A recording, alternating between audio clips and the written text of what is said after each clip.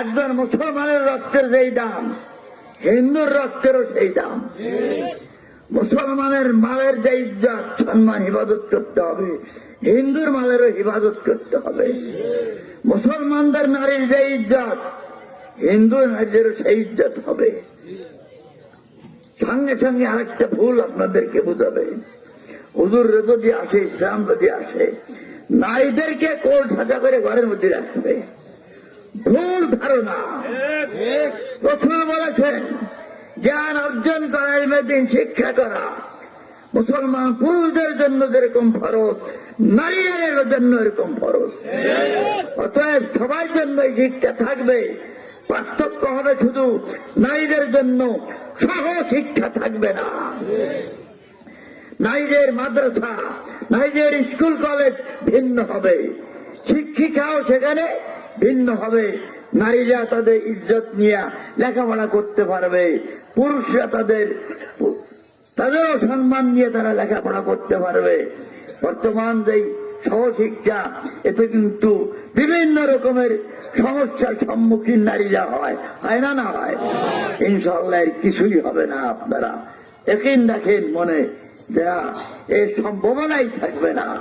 যেমন একটু আগে আপনারা শুনেছেন, আমিও জায়গায় জায়গায় বলি, ইসলামের এমন সুশাসন যে একজন সুন্দরী নারী এই পুরুরা বহাল ইউনিয়ন থেকে একা একা ফরিদপুর পর্যন্ত হেরে যাবে, কোন যুবক তার দিকে তাকাবে না। অতএব মুসলমানদের ভয় পাওয়ার কোন কারণ নাই, এবং আমাদের বিজাতি ভাই যারা আছেন তাদেরও ভয় কোনো কারণ নাই।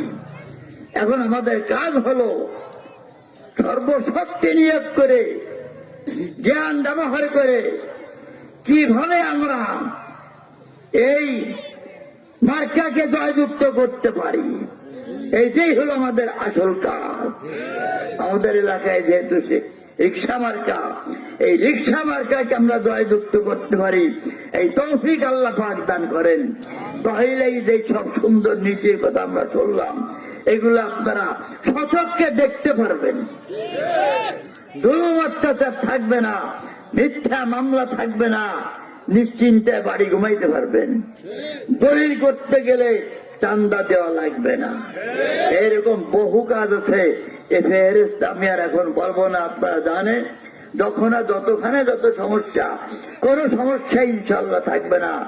সবাই সুন্দরভাবে নিজ নিজ প্রাপ্য পাই যাবেন। আমি আর কথা লম্বা করবো না, যেহেতু অন্য জায়গায় প্রোগ্রাম আছে। এই অল্প